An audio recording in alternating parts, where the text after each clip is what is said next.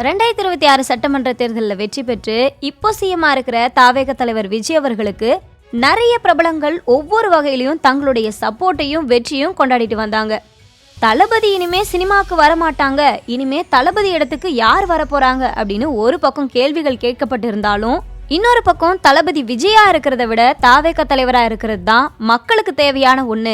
ஏன்னா தாவேக தலைவர் முதலமைச்சரானதும் என்ன பெருசா மாற்றம் நடந்துற போது அப்படின்னு பலர் மத்தியில பேசப்பட்டு வந்த நிலைமையில நிறைய டாஸ்மாக் கடைகள் மூடப்படும் அப்படின்னு ஒரு உத்தரவிட்டு இருந்தாரு தாவேக தலைவர் விஜய். அந்த உத்தரவுக்கு நடிகர் விஷால் அவர்கள் பாராட்டு தெரிவிச்சிருக்காரு.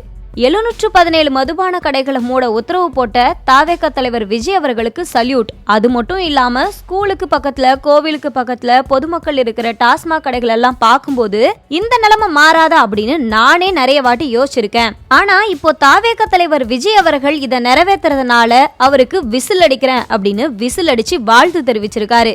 என்னதான் டாஸ்மாக்ல 20 கோடிக்கு மேல வருமானம் வந்தாலும் அதை பத்தி யோசிக்காம மக்களை பத்தி யோசிக்கிற தாவேக தலைவர் விஜய் அவர்களுக்கு வாழ்த்து தெரிவிச்சு இதே மாதிரி நிறைய மாற்றம் வரணும் அப்படின்னு தன்னுடைய பாராட்டையும் தெரிவிச்சிருக்காரு நடிகர் விஷால். இப்போ தளபதி விஜய் சிஎம் ஆனதுனால அந்த இடத்தை நம்ம புரட்சி தளபதி விஷால் நிறைவேற்றுவாரோ அப்படின்ற கேள்வியும் மீடியா பிரபலங்கள் மத்தியில பேசப்பட்டு வருது.